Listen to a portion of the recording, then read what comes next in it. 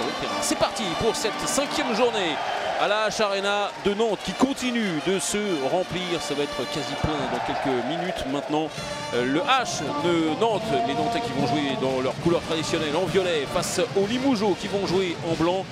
Deux équipes dans des pentes assez moyennes, on va dire, dans ce début de saison.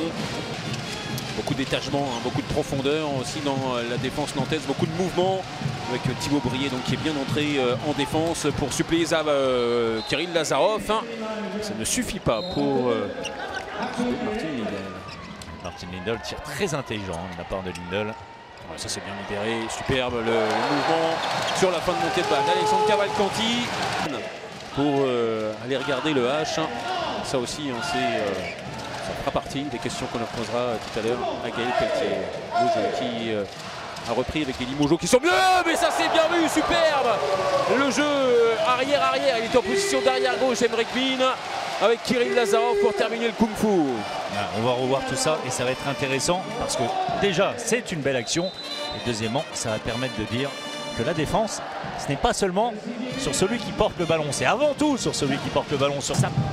Ça a l'air en tout cas sur les premières séquences un petit peu plus difficile pour Marchal.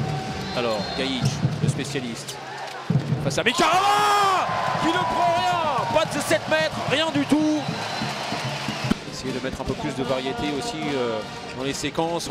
Licek avec Mitch, oh, le tir surpuissant sur la barre, récupéré par Nieto, il n'y a personne dans le but. Ça va être tranquille pour Julien Desmonnets pour donner 2 buts d'avance à LH. Oh là, Limoges, handball maintenant. 14-13 pour les Limougeaux qui auront fait la course en tête seulement sur la fin hein, avec un départ plus que difficile. Un grand nom du championnat, hein, c'est seulement la 2e saison au plus haut niveau pour Limoges. Et bien il y a plus de 5000 personnes. Oui, qui n'est pas un grand nom mais qui fait tout pour le faire. Alors, exactement. La seconde période qui commence entre le H et les Limougeaux. Limoges qui mène dans cette rencontre 14-13 après d'une très belle première période. Beaucoup de maîtrise dans le jeu Limougeaux. Ce joueur de ce genre de situation, eh ben, ils ne sont pas. Allez, Michael Robin qui lève le point face à Dragan Gaïch. Sous les yeux, on l'a vu. Et la réponse de Yacine Idrissi. Oui, Arnaud Siffer, hein, qu'on a vu évidemment dans les tribunes, ont fonctionné, lui a donné vraiment satisfaction. Romuald Collet qui est reparti, qui navigue aux alentours des 9 mètres, c'est hésitant de se lever. Et Nicolas Nieto qui s'est encore baladé dans le secteur central avant de venir ajuster Michael Robin. Et vous faites bien de le dire, c'est Nieto qui donne la solution. Vous voyez, c'est lui qui va aller jouer dans le dos de Cavalcanti parce que les passes étaient très approximatives, parce qu'il n'y avait... Voilà. Là aussi, on a l'impression que c'est simple. Michael Robin ça passe juste sous le bras, premier poteau. Plus 2. Bah oui, 3 minutes encore à jouer et l'équation qui se complique encore une fois pour les joueurs d'Alberto Entrerio. Cavalcanti avec Lazarov et l'interception qui va pour la victoire. Limoges sans doute. Dragan Gaïch qui va marquer dans le but vide. Limoges qui a priori ne perdra pas ce match et qui est vraiment très bien placé pour le gagner. Alors la défense, attention Nantais, il va y aller. Lazarov, avec Cavalcanti et le ballon qui est mis dans le but par Valero Rivera. Nantais premier poteau avec le ballon dans les mains de Romuald Collet. Double strict. Il y a une solution pour Jérémy Suti. Il va marcher, hein, Romuald Collet. Il avait marqué, les Nantais réclament marcher et en fait c'est un 9 mètres qui est rendu. C'était bien vu cette entrée. Et regardez, Yacine Idrissi qui a cédé sa place. Le but de Limoges est vide. Ouais, c'est un pari absolument incroyable. Oui, surtout qu'il n'y a plus l'effet de surprise là du tout avec Jérémy Suti et le bras qui ne va pas tarder à se lever. Voilà, c'est fait, il y a beaucoup de temps. Lombroso avec Dolenetz qui va vers l'arrière. Dolenetz avec Lombroso. La parade de Michael Robin. Il reste 10 secondes à jouer pour cette équipe nantaise. Le ballon d'égalisation peut-être. Il y a l'interception derrière. Et le dernier but qui va être marqué par Hichem Daoud, il va compter celui-là. Ça va faire une victoire de 2 buts pour Limoges dans une fin de match absolument irrespirable. Et c'est bien Limoges qui s'impose 29-27 à la Arena qui est soudain devenue totalement silencieuse. Respirez peut-être quelques instants, reprendre votre respiration, ça va, tout va parce bien. Que ça a été un match énorme à jouer vraiment de votre part, à vous, de toute l'équipe de Limoges, aussi bien en attaque qu'en défense. On vous attendait en défense notamment parce que vous aviez pris beaucoup de buts dans les précédentes rencontres. Là, la défense a tenu et puis mentalement aussi, vous avez gagné cette rencontre avec Igor Zabic qui sort pour 3 fois 2 minutes.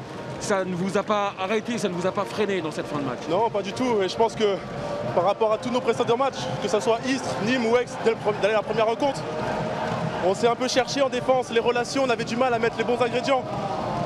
Là, c'est toute autre équipe qu'on a sur le papier. On sait qu'on a des joueurs de qualité.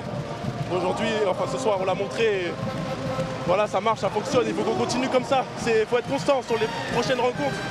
Il faut qu'on soit plus régulier, comme on a montré ce soir. Et voilà, on peut gagner partout. C'est ça qu'il faut se dire. C'est qu'aujourd'hui, le championnat en Ligue Immo Star League, il n'y a pas de petites rencontres. Il faut être régulier sur tout le championnat. Alors c'est quoi? C'est une affaire de communication peut-être et puis d'intégration aussi dans l'équipe? Ouais, je ne suis pas sûr que ça soit un problème d'intégration. Je pense que tous les nouveaux, dont moi, quand on est arrivé à Limoges, on s'est super vite intégré.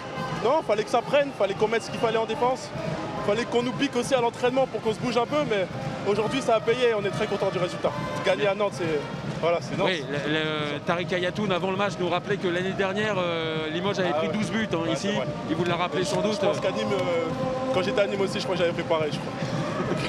Donc tout va bien. Bravo encore pour cette rencontre. Merci beaucoup. Voilà pour réception côté nantais, Aymeric Mil qui vient à notre micro. Merci de venir à notre micro, Aymeric. J'imagine énormément de déception ce soir. On a senti qu'il y a eu des moments positifs et beaucoup de moments négatifs aussi dans cette rencontre. Il n'y a jamais eu de constance vraiment côté H aujourd'hui.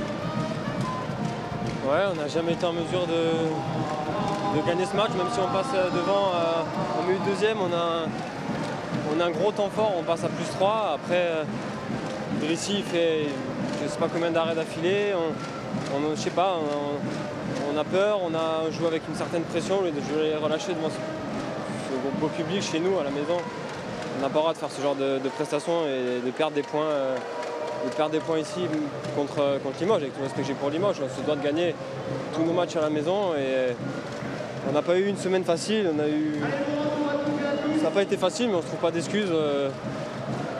Voilà, il y a beaucoup de choses qui n'ont pas été aujourd'hui, en attaque, en défense. C'est une très grosse déception parce qu'on ne s'attendait pas à perdre des points, mais bon, il va falloir rebondir maintenant. Oui, parce que dans cette rencontre, il y a eu des possibilités de mener de 4 buts. Ça n'a jamais été le cas finalement pour Nantes. Ouais, on commence très bien le match, après ils reviennent, après on court après le score, mais on arrive à revenir, on repasse à +3 et on se dit que c'est bon, on est lancé et qu'il ne peut plus rien nous arriver, etc. Et on se remet à faire des bêtises, des pertes de balles bêtes, etc. Et au final, eux, ils n'ont jamais paniqué, ils ont joué leur jeu, on a pris tous leurs spéciaux, tous leurs coups et voilà, au final, ça ne pardonne pas.